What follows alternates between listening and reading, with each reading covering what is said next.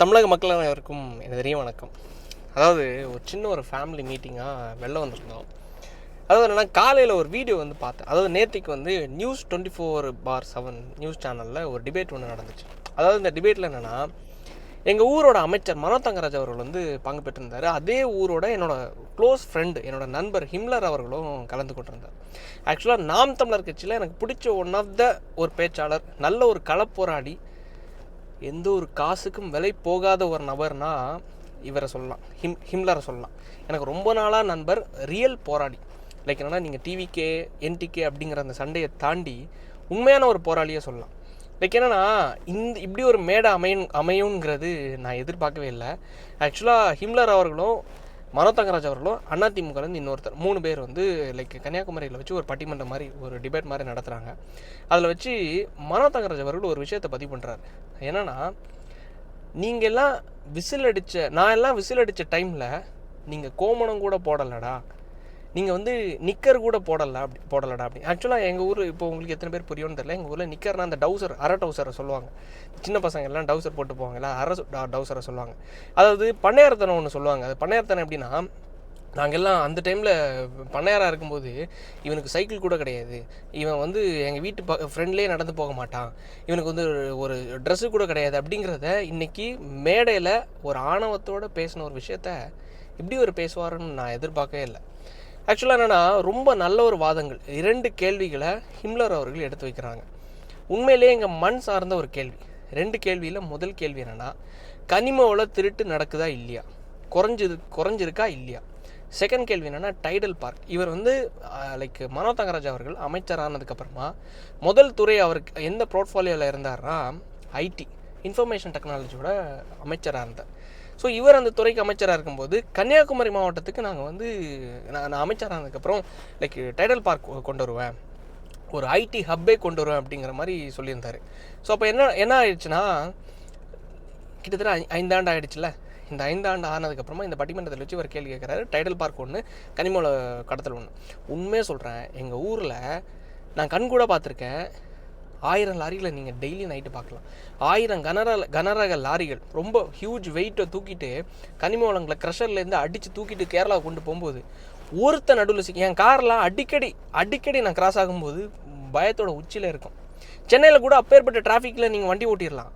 ஆனால் ஊருக்குள்ளே நீங்கள் போகும்போது அந்த பயம் இருக்கே, எந்த ரூட்டில் உள்ளே வருவோன்னு தெரியாது. அந்தளவுக்கு ஆணவத்தில் வண்டி ஓட்டிகிட்டு வருவானுங்க. காரணம் என்னென்னா, நம்மளுக்கு அவனுக்கு தான் ஒன்றும் ஆகாது. ஸோ நான் என்ன சொல்ல வரேன்னா, ஆக்சிடெண்ட்ஸ் தினம் நடக்கக்கூடிய ஆக்சிடெண்ட்ஸ், கர்ப்பிணி பெண்கள், பிள்ளைங்க, ஸ்கூல் படிக்கிற பிள்ளைங்க, அந்தளவுக்கு நடக்கிற உச்சத்தில் இருக்கிற விஷயத்த நான் கண் கூட பார்க்குறதுனால அந்த ஒரு ஆதங்கத்தில் நான் பதிவிடுறேன் இந்த விஷயத்த. உண்மையிலே இப்படி ஒரு பர்சனல் ஒரு ஃபேமிலி ஃபங்க்ஷனில் ஒரு விஷயம் அட்டன் பண்ணுறதுக்காக வரும்போது இதை பதிவிடணும்னு எனக்கு அவசியமே கிடையாது. ஆனால் அந்த கோர் மனசுக்குள்ளே தோன்ற ஒரு விஷயம் இருக்குல்ல, இது கண்டிப்பாக நம்ம பதிவு பண்ணியே ஆகணுங்கிறது. நான் ஒரு விஷயத்தை இப்போ தான் தொடங்குறேன். அதாவது என்னென்னா, சின்ன வயசில் நான் 9th 10th படிக்கிறதுலேருந்து நான் கண்கூட பார்க்குறது என்னென்னா, 2017-18 நினைக்கிறேன், விழிஞ்சத்தில் ப்ராஜெக்ட் வேலை நடக்குது. அதாவது என்னென்னா, லைக் துறைமுகம் கட்டுறதுக்கான வேலையை கேரளா திருவனந்தபுரம் அடுத்ததாக இருக்கிற விழிஞ்சத்தில் வேலையை ஆரம்பிக்கிறாங்க. விழிஞ்சத்தில் வேலையை ஆரம்பிக்கும்போது நம்ம கன்னியாகுமரி மாவட்டம், தென்காசி மாவட்டம், திருநெல்வேலி மாவட்டம், இங்கேருந்து தான் மலைகளை உடச்சி கற்களை விழிஞ்சத்துக்கு எடுத்துகிட்டு போகிறாங்க. எதுக்குன்னா, அந்த துறைமுகத்தை கட்டுறதுக்கு. இவங்க என்ன சொல்லி இதை அனுமதிச்சுட்டு இருக்காங்க தெரியுமா? சென்ட்ரல் கவர்மெண்ட் கிட்ட தான் இந்த பவர் இருக்குது. அதாவது ஒரு ஸ்டேட்லேருந்து இன்னொரு ஸ்டேட்டுக்கு மைன்ஸ் மினரல்ஸை எடுத்துகிட்டு போகிறது தடுக்கிறதுக்கு ஸ்டேட் கவர்மெண்ட்டுக்கு ரைட்ஸே கிடையாதான். சென்ட்ரல் கவர்மெண்ட்டுக்கு இந்த ரைட்ஸ் இருக்குதா அப்படிங்கிறத இவங்க பதிவு பண்ணுறாங்க. ஸோ அப்போ என்னோட கேள்வி என்னென்னா, இதனால தான் எடுத்துகிட்டு போகிறாங்க அப்படிங்கிறது. அப்போ ஏன் கேரளா கவர்மெண்ட் அவங்க ஊர்லேருந்து எடுக்க வேண்டியதானே? இன்னொரு கேள்வி சில அறிவாளிகள்லாம் கேட்பாங்க, ஓகேடா, நீ இந்த மாதிரி மலைகளை உடைக்கலைன்னா எப்படி நீ வீடு கட்டுவ அப்படின்னு சொல்லிட்டு. உண்மையிலே ஒரு ஊரில் கட்டப்படுற வீடுக்கான தேவைக்கும் அதிகமாக உடைக்கப்படுறது தான் நம்ம கேள்வி கேட்குறோம். கட்டுமானத்துக்கு, கோயில் கட்டுறதுக்கு கற்கள் தேவை, வீடுகள் கட்டுறதுக்கு கற்கள் தேவை. ஒரு ஊரில் எத்தனை வீடுகள் இருக்குதுன்னு பாருங்களேன், எத்தனை கோயில்கள் இருக்குதுன்னு பாருங்களேன். இது எல்லாத்தையும் முழுங்குற ஒரு ப்ராஜெக்ட் தான் அங்கே இருக்கிற ப்ராஜெக்ட். சரி, நீ எடுக்கிறது தப்பு இல்லை, நீ ஏன் உன் ஊர்லேருந்து எடுக்க வேண்டியதானே? உன் ஊரில் காட்ஸ் ஓன் கண்ட்ரின்னு சொல்கிறாங்க. நேச்சர், அதாவது அந்தளவுக்கு இயற்கை வளங்கள் கொண்ட ஊருன்னு சொல்கிறாங்க. சரி, அந்த ஊர்லேருந்து எடுக்க வேண்டியதானே? இதெல்லாம் நம்ம கேள்வி கேட்டால் இங்கே இருக்கிற அமைச்சர்கள் என்ன சொல்கிறாங்க தெரியுமா? அவருக்கு பதிலே தெரில. அமைச்சர் மனோ தங்கராஜ் அவர்களுக்கு பதிலே தெரில.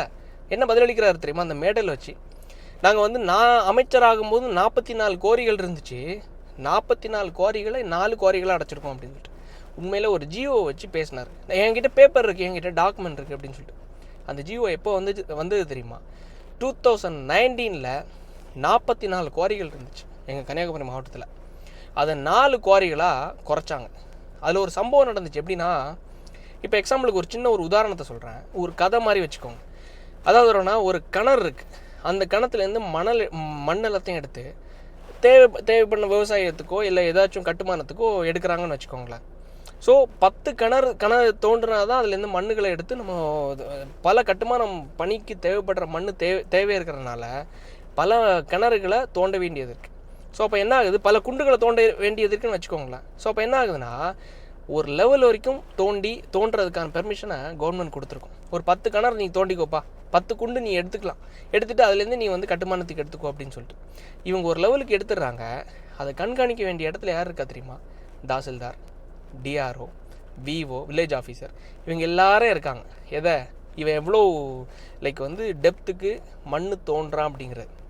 அதாவது ரொம்ப சிம்பிள், மலைகளை எவ்வளோ டெப்த்துக்கு உடச்சி ஆழமாக எடுக்கிறான், கீழே எவ்வளோ வந்து வெடித்து கற்களை தகர்த்து எடுக்கிறான் அப்படிங்கிறது ஒரு லெவல் இருக்குது. இந்த லெவலை இவன் மெயின்டைன் பண்ணுறானா இல்லையாங்கிறது கண்காணிக்கணும். ஸோ அப்போ 44 குவாரிகள் இருக்கும்போது 44 குவாரிகள்லேருந்து விழிஞ்சதுக்கு அப்படியே போச்சுது. ஒட்டு மொத்தமாக இங்கேருந்து ட்ரான்ஸ்ஃபர் பண்ணி கொண்டு போனாங்க, இதில் டிரான்ஸ்போர்ட் பண்ணி லாரிகள் மூலமாக கொண்டு போனாங்க. இதுக்கு அடுத்ததாக அது 4 குறைச்சாங்கல்ல 2019. 21 திருப்பி திமுக ஆட்சி வந்தாங்கல்ல, இவங்க என்ன பண்ணாங்க தெரியுமா? 44 குவாரிகளில் அடிக்கக்கூடிய அளவு இருக்குல்ல, அந்த குவான்டிட்டி, இப்போ எக்ஸாம்பிளுக்கு 44 குவாரிகளை சேர்த்து ஒரு நாளைக்கு 1000 லாரிகளில் கல் ஏற்றி விழிஞ்சதுக்கு அனுப்பி விடுறாங்கன்னு வச்சுக்கோங்களேன். அந்த 44 லாரிகளோட ஒட்டுமொத்த குவான்டிட்டியையும் இந்த 4 குவாரிகளில் அடித்தாங்க. 4 குவாரிக்கு எக்ஸாம்பிளுக்கு ஒரு 100 அடிக்கு தான் நீ வந்து டெப்த் எடுக்கணும் அப்படிங்கிறது ஒரு அளவு இருக்குன்னா, இங்கே இருக்கிற ஒட்டுமொத்த அதிகாரிகளையும் கரெக்ட் பண்ணிட்டு அவங்களுக்கு காசு லஞ்சங்களை கொடுத்துட்டு இந்த 4 குவாரிகளையும் பல எக்ஸாம்பிளுக்கு ஒரு 5 ஏக்கர் தான் நீ அடிக்கணும் அப்படிங்கிற ஒரு ரூல்ஸ் கொடுக்குறாங்கன்னா, அங்கே 20 ஏக்கர் 50 ஏக்கருக்கு அடிச்சிடுறது.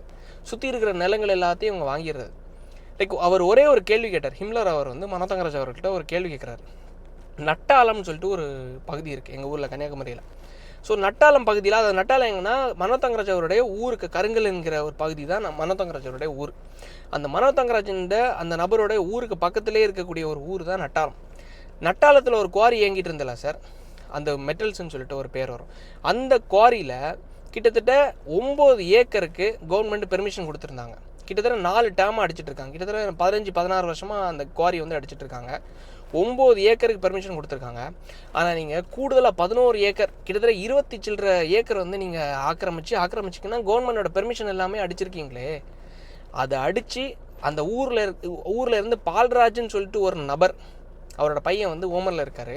ஸோ வந்து அவங்களும் அந்த ஊர் பகுதியில் இருக்கிற மக்கள் எல்லாரும் சேர்ந்து பப்ளிக் இன்ட்ரெஸ்ட் லிட்டிகேஷன், அதாவது பிஐஎல்னு சொல்லுவாங்க, பொதுநல வழக்க பால்ராஜ் என்கிற அந்த நபர் அவரும் அவரோட அந்த ஊரில் சார்ந்த மக்கள் எல்லாரும் தொடர்ந்து இந்த குவாரியை நிப்பாட்டினதுக்கப்புறமா கோர்ட்டில் பாதிக்கப்பட்டவங்க, அதாவது ஊர் மக்களுடைய எந்த ஒரு கருத்தை கேட்டு அந்த ஆர்டர் வழங்குறதுக்கு முன்னாடியே புதுசாக ஒரு கலெக்டர் வராங்க.